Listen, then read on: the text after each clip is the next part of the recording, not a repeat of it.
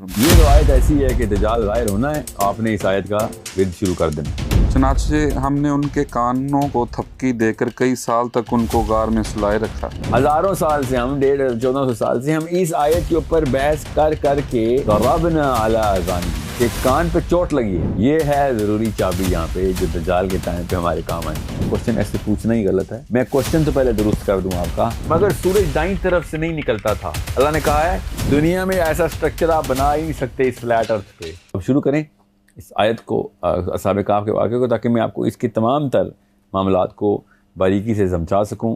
ज़्यादा वक्त नहीं लूँगा ताकि लोग कुरान खुद उसमें से ढूंढें, आपको खुद ही पता चलेगा। मेरा काम है आपको एंगल दे देना, ठीक है। सो आप एक एक आयत करके चलें, मैं आपको बताऊँगा इसमें से क्या क्या निशानी और चाबियाँ कहाँ कहाँ पड़ी हुई हैं और कौन कौन सी चाबी को कैसे देखना और इस्तेमाल करना है दज्जाल के और एंड ऑफ टाइम्स के तनाजुर में।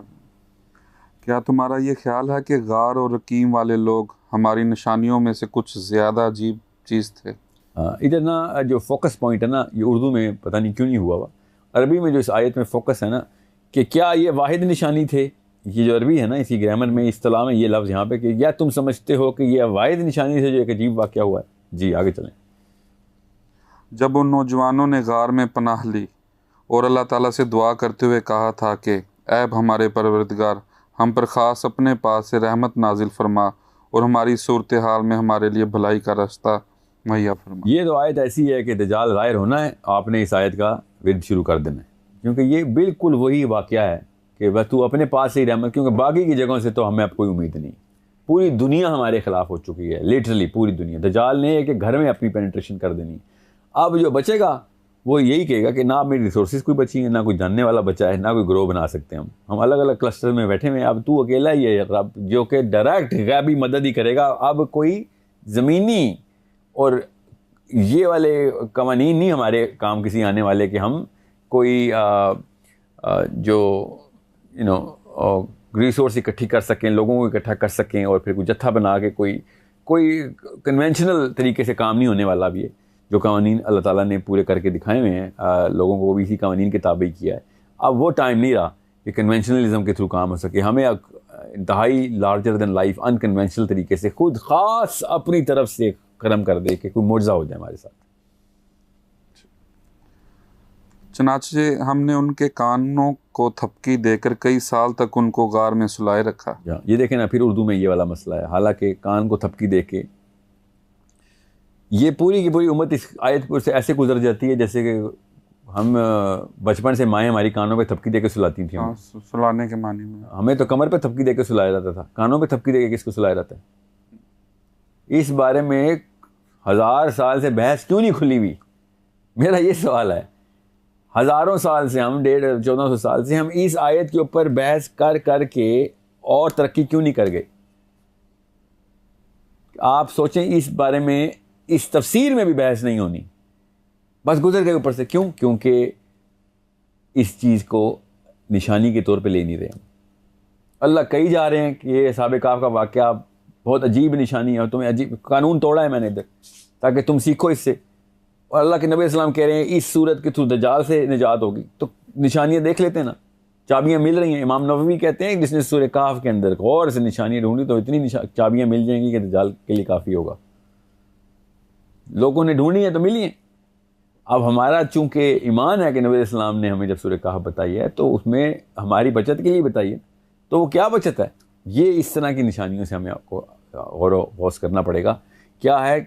कानों पे थपकी दे के कई साल तक उनको गार में सुलाए रखा। अब दरबना अला अज़ानिहिम के कान पे चोट लगी है। गौर से समझें इसको। यहाँ पे असहाबे कहफ 3 या इससे ज़्यादा थे, क्योंकि अरबी का जो सीगा है वो 1 के लिए अलग होता है, 2 के लिए अलग होता है और 3 या उससे ज़्यादा के लिए अलग होता है। उर्दू में ऐसे नहीं है। और उर्दू में वाहिद 1 और जमा जितने मर्जी हो 1 से ज़्यादा। ठीक है, इंग्लिश में वाहिद 1 जमा जितने मर्जी हो 1 से ज़्यादा जमा। अरबी में ऐसे नहीं। अरबी में वाहिद 1, 2 अलग और 2 से ज़्यादा को जमा कहते हैं। तो 3 तो ये थे, एटलीस्ट कम से कम 3 तो थे, ठीक है, या इससे ज़्यादा थे। अब ऑफ कोर्स इससे ज़्यादा ही थे। अल्लाह ताला ने आयत बताई आगे से। कुछ लोग कहते हैं कि ये 4 थे और 5वां इनका कुत्ता था, कुछ लोग कहते हैं 6 थे और 7वां इनका कुत्ता था। इनको कह दो है मोहम्मद के अल्लाह को ही पता है कितने थे और कितने ये, और अल्लाह ने आगे ये भी कहा कि इनमें से कुछ लोग हैं जो जानते हैं कितने थे, मगर इस बारे में बहस छोड़ दो, ये हवा में तीर चला, अल्लाह ने खुद कहा हवा में तीर चला रहे हैं बैठ के, इनका कुछ नहीं इनको पता कि कितने थे, मगर अल्लाह ने खुद जो सीगा इस्तेमाल किया है वो जमा का है, तो उसका मतलब है एटलीस्ट 3 या से ज़्यादा थे। अब आपको मैं ये क्यों बता रहा हूँ इस बारे में, हम 6-7 लोग इस स्टूडियो में बैठे हैं, हमें इकट्ठा सुलाना है, अगर आपने इकट्ठा, तो आपके जहन में क्या तस्वीर बनती है? इकट्ठा सुलाना है, कान पे थपकी दे के, उसी लम्हे में हम सबको सोना ज़रूरी है, वरना तो मेरे सामने अचानक कान पे थपकी है और आप सो और मैं जाग रहा हूँ तो मैं तो देख लूँगा आपके साथ क्या हुआ ना, समझ रहे? क्यों मैं ये बात कर रहा हूँ कि मैं देख लूँगा, इससे क्या फ़र्क पड़ता है देख लिया तो? फिर मैं ये नहीं कहूँगा उठ के कि हम एक लम्हे सोए थे, एक पहर या से ज़्यादा, मैं तो खुद बोलूँगा नहीं, मैंने तुझे खुद सोते हुए गिरते हुए देखा है, तेरे साथ एक अजीब वाक़या हुआ है, तू अचानक ड्रॉप हुआ है, क्योंकि कान पे थपकी लगी, यहाँ पे थपकी का लफ्ज़ इस तरीके से नहीं अल्लाह ने लिखा हुआ, कान पे ज़रब लगी है आके, और ऐसे तस्वीर बनती है। उर्दू की कमज़ोरी है ये, और उर्दू इतनी लाचार ज़बान है कि वो नक्शा नहीं खींच सकती। कान पे ज़रब लगना उर्दू में क्या होता है? थप्पड़ मारना। कुछ तर्जुमे में तो मैंने खुद पढ़ा, कान पे थप्पड़ मारा फरिश्ते ने। हालांकि अल्लाह ताला क्या बता रहे हैं इधर कि ये जितने थे 10 थे, 11 थे, 100 से 200 थे, क्या पता 500, हमें क्या पता कितने, अल्लाह ने कहा हमें नहीं पता। तो 3 तो थे ना, तो 3 बंदों को कान पे इकट्ठी ज़रब लगाने का मतलब क्या होता है कि कुछ साउंड प्रोड्यूस हुई है, क्योंकि साउंड इकट्ठी 3 बंदों को जाती। वरना दूसरा मतलब क्या लेना पड़ेगा कि जितने भी थे उतने ही फरिश्ते नीचे आए और सब ने अपने आप को टाइम किया कि सबको सुनाना है उसी लम्हे में, तो सब ने एक ही वक्त में थप्पड़ मारा था आपके कान पे, समझ रहे? या फिर आसान सा मतलब है जो अल्लाह कह रहे हैं कि ऐसी साउंड, कान पे चोट लगी है, कान पे चोट का मतलब होता है साउंड प्रोड्यूस हुई, और वो ऐसी साउंड थी कि सब के सब अचानक उसी लम्हे सो गए। अब वो कान पे प्रोड्यूस होने का मतलब ही साउंड है, वरना आंख में ज़रब लगती तो कुछ रोशनी का मामला होता, ये कान में ज़रब लगी है तो कुछ साउंड का मामला। ये है ज़रूरी चाबी यहाँ पे जो दज्जाल के टाइम पे हमारे काम आनी है, कि साउंड के साथ वो क्या करेगा, या फिर हम साउंड के साथ क्या कर सकते हैं। साउंड क्या टेक्नोलॉजी है जिसके थ्रू हम दज्जाल से भाग सकते हैं, जैसे ये बच के भागे। अभी देख बताते हैं अल्लाह कैसे बच के भागे, देख बता, अभी आती है। So sound is the key here. दराबना अला आज़ानिहिम, sound produced at such a certain frequency कि जो इन सब को एक यकमुश्त किसी एक खास नींद के अंदर दाखिल कर देती है। फिर हमने उनको जगाया ताकि ये देखें कि इनके 2 ग्रोहों में से कौन सा ग्रोह अपने सोए रहने की मुद्दत का ज़्यादा सही शुमार करता है। ये तो अभी वाक़या बीच में जो कुछ हुआ वो तो बाद में अल्लाह ताला ने बताया। यहाँ पे अल्लाह ताला ने एकदम बताया कि जब ये उठे तो खुद अल्लाह ताला बता रहे हैं यहाँ पे कि इन दोनों का डायलॉग करवाया, दोनों ग्रुप्स का। इसका मतलब है कि ये 3 से भी ज़्यादा हैं, 2 ग्रोह बने, ठीक है, वरना तो 2 ग्रोह नहीं बनते ना, 3 के ग्रोह 1 बनता है, 2 बंदे एक तरफ 1 बंदा है, तो ये 3 से तो ज़्यादा हैं। तो एक ग्रोह ने दूसरे ग्रोह से बात की। अल्लाह ताला हमें इसलिए बता रहे हैं कि हमें पता चल सके कि किस तरीके से हमने देखना है इस वाक़े को, क्योंकि वो नहीं पहचान सके, दोनों ग्रोह को नहीं समझ आई क्या हुआ है। हमें अल्लाह ताला बता रहे हैं क्या हुआ, मगर ये वाक़े के अंदर डायलॉग, आपस का डायलॉग हमारे लिए अल्लाह ताला ने बताया है। पढ़ें, अभी पता चलता है आपको। हम तुम्हारे सामने उनका वाक़या ठीक ठीक बयान करते हैं। नहीं, ये आयत दोबारा पढ़ें। फिर हमने उनको जगाया ताकि ये देखें कि उनके 2 ग्रोहों में से कौन सा ग्रोह अपने सोए रहने की मुद्दत का ज़्यादा सही शुमार करता है। जी, अब ये इसमें से बात समझने वाली एक और है कि जब आप किसी ऐसे वाक़े से गुजरेंगे, किसी ऐसी डायमेंशन की ट्रांजिशन से गुजरेंगे, तो आपके ऊपर क्या फीलिंग होगी, ये बताया है अल्लाह ताला ने कि आपको ये फीलिंग आएगी ही नहीं कि वक्त गुजरा है, हालांकि वक्त कितना सैकड़ों साल गुजर चुके होंगे, आपको कोई एहसास ही नहीं होगा। समझ रहे हैं? सो चाहे वो दजाल कर रहा हो इस मर्जी तरीके से, और जिसी क्या पता इसी टेक्नोलॉजी के थ्रू उसने यही वाले रास्ते खोलने हो, या फिर हम वैसे किसी तरीके से कोई ऐसी इल्म के थ्रू हम इतनी तरक्की कर लें कि हम भी इस तरह के वाक़यात कर सकें लोगों के साथ कि एक बंदे को 100 साल के लिए सुला दें, वो उठे। तो साइंस अभी तक ऐसा वाक़या, ऐसी इल्म को नहीं जानती, ना ही ऐसी नफ्सियात तक पहुंची है, बना सकी है कि एक इंसान को 500 साल के लिए हम या 300 साल के लिए हम किसी ऐसे प्रोसेस से गुजारें और उसके बाद वो वापस उठे तो उसके साथ वो वाली नफ्सियात उसकी बनी हो जो कि असहाबे काफ की बनी। ये उन उसूलों के ख़िलाफ़ है, ये जुमले जो असहाबे काफ के ग्रोह ने आपस में एक दूसरे को बयान करने, वो उसूल जो इस वक्त करंट इल्म के उलूम के थ्रू हम समझ सकते हैं कि अगर ऐसे वाक़या हो जाए तो हम क्या बात करेंगे, वो वाली बात नहीं करेंगे जो ये तो ग्रोह बात करेंगे। ये अल्लाह ताला हमें यहाँ पे बता रहे हैं। वो क्या बात की इन्होंने? हम तुम्हारे सामने उनका वाक़या ठीक ठीक बयान करते हैं। ये कुछ नौजवान थे जो अपने परवरदिगार पर ईमान लाए थे और हमने उनको हिदायत में खूब तरक्की दी थी। ये तो यहूदियों को सवाल के जवाब में बताया जा रहा है कि अब हम तुम्हें बताते हैं, तुमने जो कहानियाँ सुनी है ना, इसमें तो कुछ सच है तो कुछ झूठ है, अब हम बताएंगे तुम्हें असल में कि उनके साथ हुआ क्या था। ये है इस आयत की टोन कि तुम नहीं हमें बताओगे असहाबे काफ कौन थे या मोहम्मद, ये लेके आए थे ना सवाल हो, तो अल्लाह ताला कह रहे हैं तुम असहाबे काफ को क्या बताओगे, हम तुम्हें बताएंगे असहाबे काफ के साथ क्या हुआ है। और हमने उनके दिल खूब मजबूत कर दिए थे। इसमें एक चीज़ मैं नुक्ता फिर दोबारा से इस पर इसरार करूँगा कि एक मुमतहिन आपके पास आए कि आपकी क्वालिफ़िकेशन चेक करनी है मैंने, और आपको पेपर दे और आप उसको बताएं ना कि क्वेश्चन पेपर आपने इनकम्प्लीट दिया है। क्वेश्चन ऐसे पूछना ही गलत है।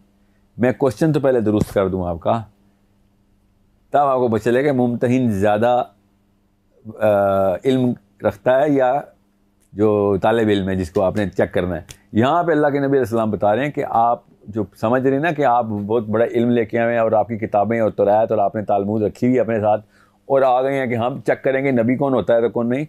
नबी अलैहिस्सलाम उनको कह रहे हैं कि आप हमें मत बताएं, मुझे ना बताएं कि असहाबे काफ क्या थे, हम तुम्हें बताएंगे कि असहाबे काफ क्या थे। तुमने जितने भी किस्से कहानियाँ सुने ना, वो नबियों से नहीं आए हुए। नबी ने जो ओरिजिनल सुनाई थी ना जिस कौम को, तुम्हारे परदादों को और उनके भी परदादों को, वो कोई और कहानी थी। तुम तक इधर उधर से एक खिचड़ी बनाती हुई मैं तुम्हें दुरुस्त करके बताता हूँ। तुम ना हमें बताओ नबी क्या होता है, हम आइंदा के लिए भी तुम्हें बताएंगे नबी कैसे बात करता है। ठीक है, क्योंकि बनी इसराइल ने क़यामत तक अपने मसीहा को ढूंढते रहना इन्हीं सवालों के थ्रू। ये उस वक्त का जिक्र है जब वो उठे और उन्होंने कहा कि हमारा परवरदिगार वो है जो तमाम आसमानों और ज़मीन का मालिक है। हमारा परवरदिगार वो है जो तमाम आसमानों और ज़मीन का मालिक है। हम उसके सिवा किसी को माबूद बनाकर हरगिज़ नहीं, जो कि दज्जाल का ओरिजिनल क्लेम होना है ना जी। या अगर हम ऐसा करेंगे तो हम यकीनन इंतहाई लग़्व बात कहेंगे जी। ये हमारी कौम के लोग हैं जिन्होंने उस परवरदिगार को छोड़कर दूसरे माबूद बना रखे हैं। अगर उनका अकीदा सही है तो वो अपने माबूदों के सबूत में कोई वाज़ेह दलील क्यों नहीं पेश करते। जी हाँ, बिल्कुल। भला उस शख्स से ज़्यादा कौन जालिम होगा जो अल्लाह पर झूठ बांधे। और साथियों, जब तुम इन लोगों से भी अलहदगी इख्तियार कर ली है और उनसे भी जिनकी ये अल्लाह को छोड़कर इबादत करते हैं, तो चलो अब तुम उस गार में पनाह ले लो। तुम्हारा परवरदिगार तुम्हारे लिए अपना दामने रहमत फैला देगा और तुम्हारे काम में आसानी के असबाब मुहैया फरमाएगा। और वो गार ऐसा था कि तुम सूरज निकलते वक्त देखते तो वो उनके गार से दाएं तरफ हट कर निकल जाता, और जब वो गुरूब होता तो उनसे बाएं तरफ कतरा कर चला जाता। यहाँ पे रुक जाएं। ये अब ये एक बड़ी निशानी में से एक निशानी है, बड़ी निशानियों में से एक निशानी है कि जितना मर्ज़ी आप नक्शा बना लेंगे, दुनिया में कोई ऐसी गार नहीं है जो कि इस वक्त इस लैंडस्केप ऑफ द प्लैनेट पे हो कि जिसमें ये निशानी पूरी हो सकती हो कि जब सूरज निकलेगा तो दाईं तरफ से कतरा के गुजर जाए, और वही सूरज जब गुरूब हो रहा हो तो बाईं तरफ से कतरा के गुजरे। ये इस स्पेस के अंदर, जिस स्पेस में हम रहते हैं, ये मैथमेटिकली पॉसिबल नहीं है। मैंने आपसे कहा ना, 1000 साल की मेहनत चाहिए थी, हमारे इल्म की इतनी पुख्तगी चाहिए थी, हमें इस आयत के ऊपर बहस की इतनी पुख्तगी चाहिए थी कि हमारा इल्म इस लेवल तक आ चुका होता, मगर हमने कुरान सीरियस नहीं लिया। इस आयत में जो मैथमेटिक्स और ज्योमेट्री बताई है, मैथमेटिक्स ज्योमेट्री की बेसिस होती है ना, जो जियोमेट्री बताई है ना इस गार की, वो पेपर पे आप ड्रॉ नहीं कर सकते। सोचें ज़रा, आपका जहन क्या क्या क्या बनाता नक्शा, कि एक ऐसी गार है जिसके अंदर एक खुला इलाका है, जो आगे अल्लाह ताला बताएंगे कि हमने इसको उनको खुले इलाके में, गार के अंदर स्पेस है, ग्राउंड है, एक फ्लैट एरिया है जिधर ये सो रहे थे सारे। ये अगली आयत में अल्लाह ताला बता रहे हैं। इसका मतलब है कि अंदर से फ्लैट है, बाहर जहाँ से भी वो सुराख है गार का, जहाँ से वो एंटर हुए हैं, वो जिस मर्जी तरीके से आप उसको गार को प्रेजेंट करें, इस टेबल के ऊपर बनाएं, पेपर पे नक्शे बनाएं, आपको पता है सूरज आसमान में कहाँ से निकलता है, कैसे निकलता है और कैसे गुरूब होता है, वो अपनी आर्क पूरी करता है। दाईं तरफ जब तुलू होता था तो दाईं तरफ से कतरा के गुजर जाएगा सूरज, किसी भी एंगल पे दाईं तरफ से कतरा के गुजरवाएं जरा आप ज्योमेट्री में, तो वो बाईं तरफ से गुरूब होते हुए नहीं गुजर सकता। तुलू के वक्त अगर दाईं तरफ से रास्ता छोड़ के गुजर रहा है तो बाईं तरफ से गुरूब के वक्त वो नहीं गुजर सकता। ऐसा कोई एंगल नहीं है जो कि आप किसी भी ऐसी गार का बना सकें इस फ्लैट अर्थ के ऊपर। यहाँ से आगे ही नहीं जाना चाहिए हमारा प्रोग्राम भी और कोई भी बहस भी, कि जब तक हम इस गार की ज्योमेट्री नहीं समझते, हमें समझ कैसे आएगी निशानी क्या है। यह आयत आप दोबारा पढ़ें ताकि आपको पता चले कितनी सीरियस बात को मैंने यहाँ पे रोका है।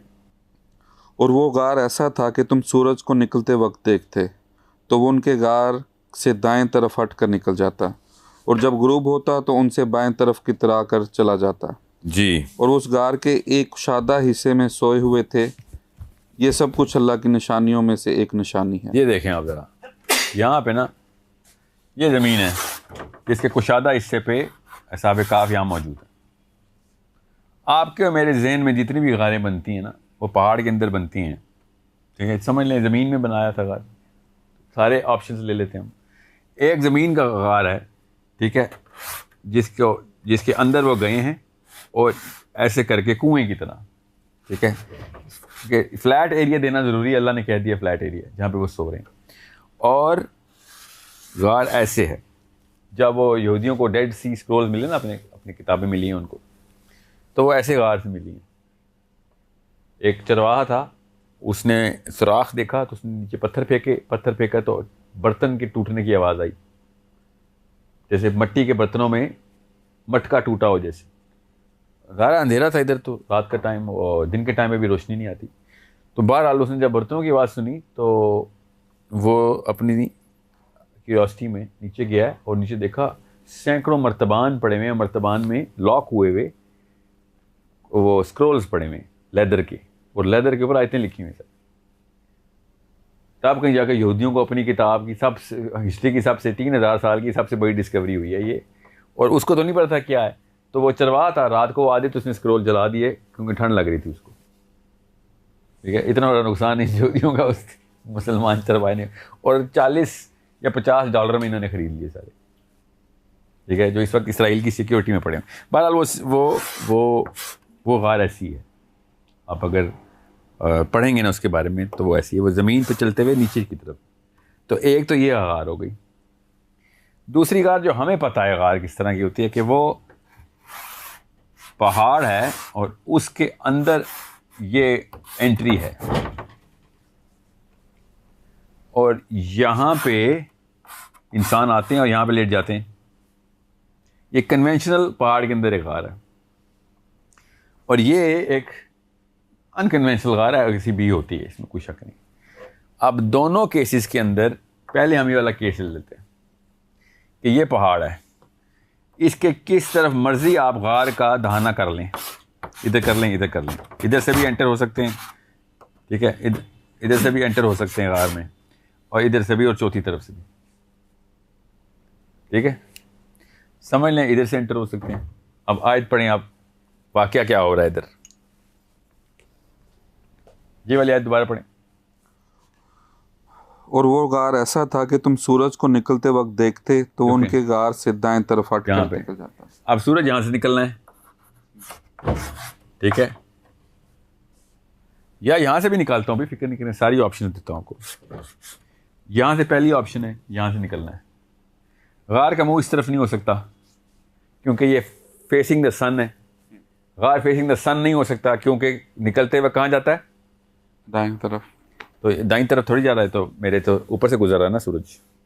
तो गार का मुंह यकीनन एक तरफ ऐसा होना चाहिए कि सूरज या तो दाईं तरफ जाए या बाईं तरफ जाए, मगर सूरज दाईं तरफ से नहीं निकलता था।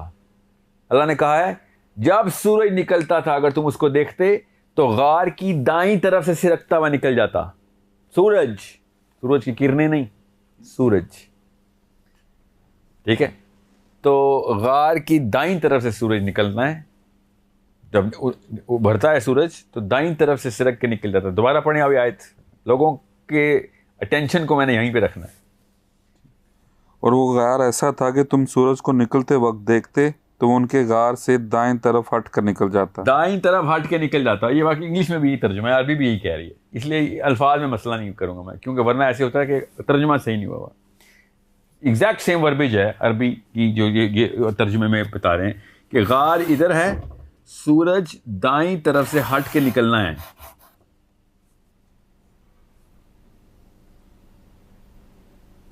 दुनिया में ऐसा स्ट्रक्चर आप बना ही नहीं सकते इस फ्लैट अर्थ पे, सिवाय एक ऑप्शन के। मैं आता हूं उस ऑप्शन पे।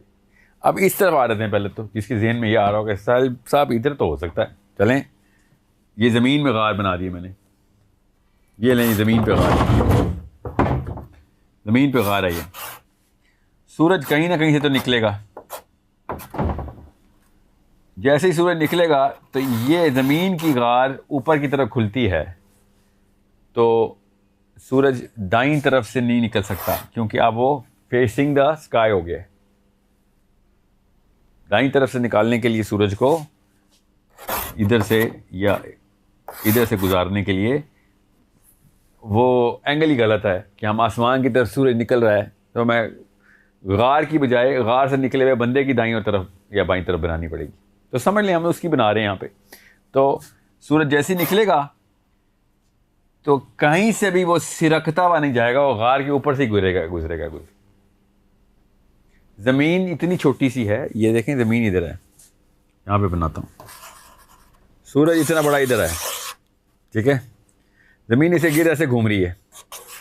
ज़मीन का कोई भी ऐसा इलाका नहीं होता जो हमारे स्पेशली वो वाला इलाका जो हमने खुद ही बना दिया कि असहाबे काफ इधर थे। आपको पता ना इस वक्त दुनिया में एक ख़ास जगह नॉमिनेट की हुई इंसानों ने कि ये था असहाबे काफ का गार, जिसका कहीं से भी दाएं और बायां सूरज उधर से नहीं गुजरता। सो इस पूरे इलाके में इस सूरज अपने आप को फ्रंट पे रखता है, दाईं या बाईं तरफ नहीं रखता। ज़मीन के कर्वेचर के ऊपर दायां और बायां सूरज नहीं करता, क्योंकि समझ लें पाकिस्तान में जब सूरज को देखते हैं तो कैसे देखते हैं, जब सूरज तुलू हो रहा था तो हम सूरज को जिधर से भी खड़े होकर देखेंगे तो सूरज मेरे सर के ऊपर आएगा और सर के ऊपर से ऐसे गुजर जाएगा, ठीक है। इसका मतलब है कि अगर मैं ये नहीं कह रहा हूँ कि कहाँ पे थे, मैं अभी बताता हूँ कि पॉसिबिलिटी इस गार के थ्रू कहाँ पे बनती है कि जब तक मैं इधर इस पोल के ऊपर या साउथ पोल के ऊपर ये जगह गार ना बनाऊं, अगर मैं फिर बता रहा हूं, मैं नहीं कह रहा हूं वो साउथ पोल पे थे या वो नॉर्थ पोल पे थे, अगर इन पोलर रीजन के अलावा कहीं पे भी ये गार बनाई जाए तो सूरज दायां और बायां नहीं कर सकता आपके साथ, स्पेशली दाएं से सिरक के साइड से नहीं निकल सकता। और अगर समझ ले निकल भी सकता है तो एक ही टाइम पे वो तुलू होते हुए दाएं करे और गुरूब होते हुए बाएं नहीं कर सकता। फिर समझ रहे, किसी भी एक ऐसी चीज को जमीन पे खड़ा करें, किसी भी, मैं भी खड़ा रहता हूं और सूरज समझ ले मेरे इधर से निकलता है तो दाईं तरफ से सिरक नहीं निकल सकता, वो मेरे सर के ऊपर से गुजरेगा। अब मैं फ्रंट फेस करूंगा तो मेरे सर पे गुजरेगा, यहां से मैं दाईं तरफ से तुलू तो करा दूंगा अपनी, मगर वो सिरक के गुजर नहीं रहा, वो सीधा मेरे सर के ऊपर ही आएगा। मैं जितना मर्जी घूम फिर लूं, समझ ले किसी एक एंगल पे मैं सूरज को दाईं तरफ से निकलवा भी दूं तो गुरूब होते वो बाईं तरफ से नहीं निकल सकता मेरे, ठीक है। इसका मतलब क्या है, सिरक के निकल जाता था कि सूरज की, मैं भाई एक चीज मिस कर रहे हैं जिसकी वजह से क्या पता कोई कंफ्यूज हो रहा हो, दाईं तरफ से सिरक के निकल जाता था और गुरूब होते हुए बाईं तरफ से सिरक के निकल जाता था। का मतलब यह है कि सूरज की किरणें डायरेक्टली गार पे नहीं पड़ती थी, तुलू के वक्त भी नहीं पड़ती थी और गुरूब के वक्त भी नहीं पड़ती थी, दोनों तरफ से साइड से निकल जाती थी। समझ रहे? इसका मतलब सिर्फ एक बन सकता है, दो बन सकते हैं कि यह तो पोल के ऊपर था, क्योंकि मैं रहा हूं नॉर्थ पोल में ना, इसलिए मुझे पता है कि सूरज ऊपर चढ़ता ही नहीं है। पोलर रीजन में सूरज अपने होराइजन पे मूव करता है, यहां से तुलू होता है और मेरे सामने सामने यहां पे जाता है और वहीं पे गुरूब हो जाता है। कोई आसमान का एक छोटा सा इलाका है जहां से सूरज निकलेगा और वहां पे ऐसे गुरूब हो जाएगा। 4 या 6 घंटे के लिए सूरज निकलता है, तो बस अपने होराइजन के ऊपर ही मूव करता रहता है सूरज। तो समझ आती है कि मेरे दाईं तरफ है सूरज, क्योंकि मेरे सर पे आएगा ही नहीं सूरज। अलास्का में सूरज सर पे नहीं आता, सूरज होराइजन पे रहता है।